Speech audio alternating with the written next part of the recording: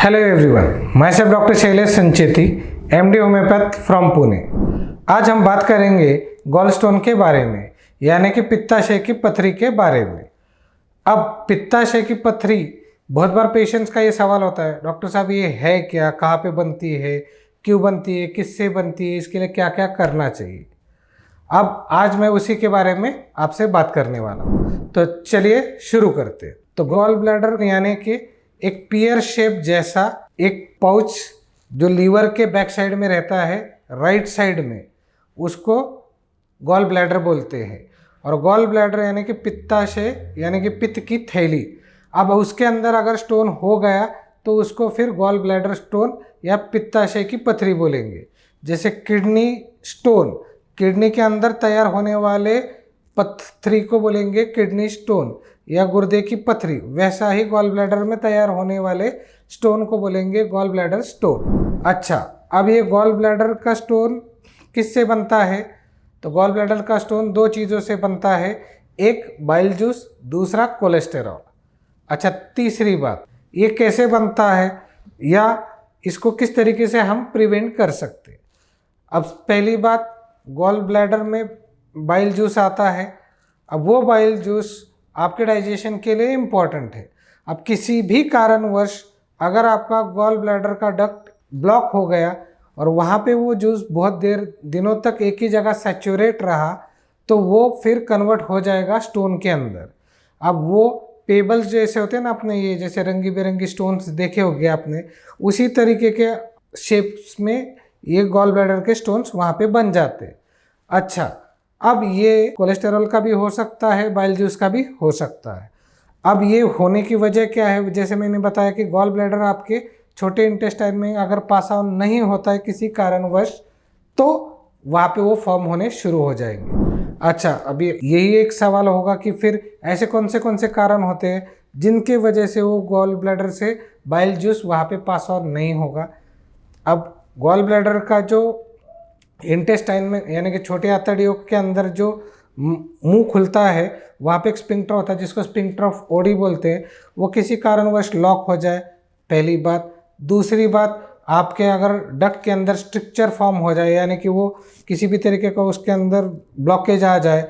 तीसरी बात यह है कि कोई छोटा सा स्टोन जाके वो आपके गॉल डक्ट को या नेक में जाके फंस जाए और उसकी वजह से भी ये हो सकता है।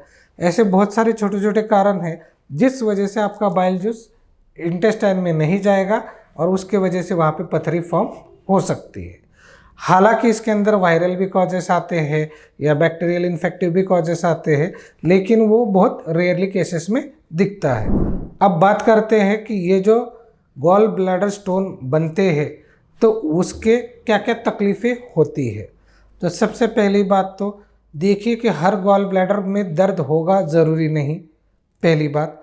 दूसरी बात, कितने साइज़ का है, यानी कि 4 mm है या 14 mm है, 18 mm, उसके ऊपर भी दर्द डिपेंड नहीं करता। तीसरी बात, तो दर्द डिपेंड किसके ऊपर करता है? दर्द डिपेंड करता है कि अगर आपका गॉल ब्लैडर स्टोन ये नेक में जाके बैठा है या कहीं जाके ट्यूब में अटका है या कहीं पे उसको उसकी वजह से ऑब्स्ट्रक्शन होके वहाँ पे तकलीफ़ है, या फिर जैसे ओबेसिटी है, गैसेस है, इंडाइजेशन है, ओवर ईटिंग है, इस वजह से अगर आपको स्टमक में बहुत बड़ा फूलना महसूस होता है, यानी कि प्रेशर क्रिएट होता है, तो भी आपको दर्द होने के चांसेस होते हैं। अच्छा, इसके अंदर और क्या क्या सिम्टम्स आते हैं? उल्टी की जैसे होना, जिसको मथली बोलते हैं, उल्टी होना, खाना खाने की इच्छा नहीं होना, बुखार आना, कभी कभी इन्फेक्शन के, यानी कि जैसे पूरा शरीर टूट रहा है, जैसे वायरल फीवर में जो हमें सिम्टम्स होते हैं, वो चीज़ें भी इसमें दिखती है।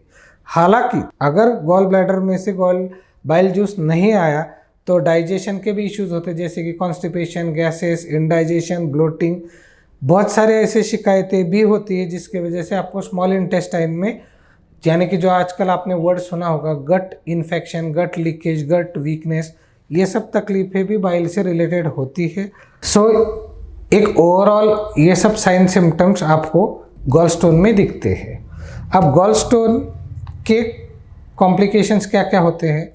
गॉल स्टोन में 3 तरीके के कॉम्प्लिकेशन मोस्टली पाए जाएंगे। एक, गॉल ब्लैडर के डक्ट में स्टोन अटक जाएगा। दूसरा, गॉल ब्लैडर में गैंग्रीन हो सकता है, और तीसरा गॉल ब्लैडर के नेक में अगर स्टोन फंस गया तो वहाँ पे जाके पैनक्रियाटाइटिस या फिर दूसरी और कोई बीमारी हो सकती है। अच्छा, गॉल ब्लैडर डक्ट में अटकने के चांसेस बहुत रेयरली होता है, ज़रूर नहीं छोटा रहे तो अटके, ज़रूर नहीं बड़ा हो तो अटके। अच्छा, दूसरी बात, गैंग्रीन होने के चांसेस वो भी आपका अगर प्री एग्जिस्टिंग कोई बीमारी है, जैसे डायबिटीज़ है, हाइपरटेंशन है या कोई और दूसरी बीमारी है जिसके वजह से वो वहाँ पे फंस जाए और तब वो उसको बढ़ावा दे, तो गैंग्रीन होने के चांसेस है।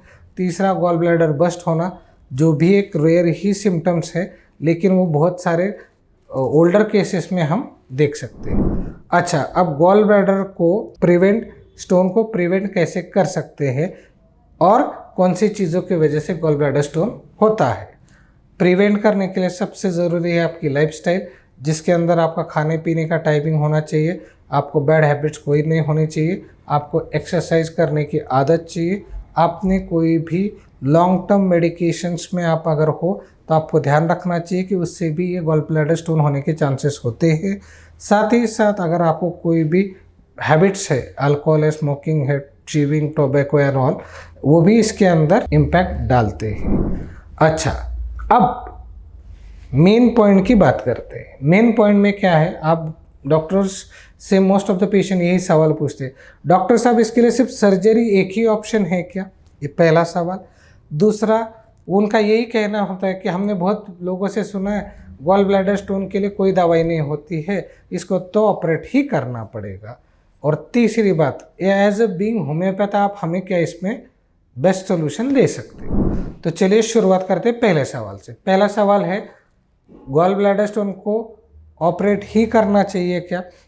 तो मेरा खुद का पर्सनल एक्सपीरियंस के साथ ओपिनियन ये है कि ज़रूरी नहीं ऑपरेट करना चाहिए।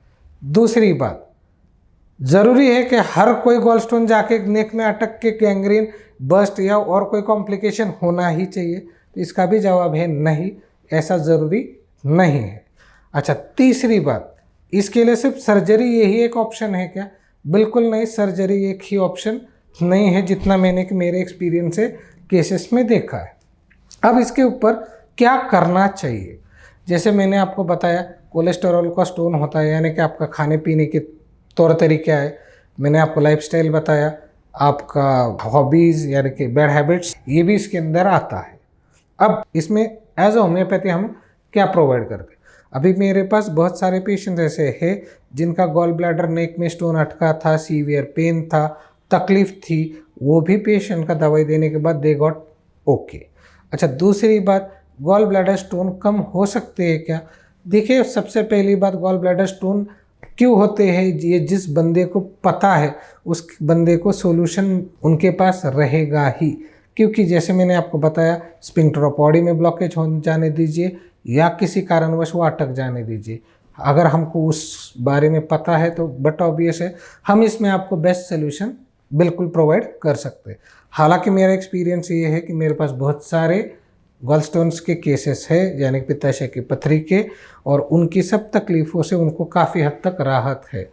अभी और एक बात आती है, पेशेंट बोलते डॉक्टर साहब कभी कभी अचानक ही दर्द उठता है साल में एक बार, तब उस वक्त क्या हम होम्योपैथी हमें सपोर्ट करेगी? तो इसका जवाब है हाँ, हमारे पास ऐसे भी पेशेंट हैं जिनको एक्यूट पेन हुआ था रात को 2 बजे, और हमने उनको एक इमरजेंसी बॉटल दे के रखी थी कि दर्द हो तो आप इसको यूज़ करो, तो भी वो भी हैंडल हो सकता है। सो गॉल ब्लैडर स्टोन है तो सिर्फ सर्जरी करने के या फिर उसको निगलेक्ट करने से बेहतर है आप doctor Shailesh Sancheti advance homeopathy clinic को विजिट कीजिए, उसके बारे में पूरी इन्फॉर्मेशन लीजिए और फिर आप डिसाइड कीजिए कि कौन सा रास्ता चूज़ करना है।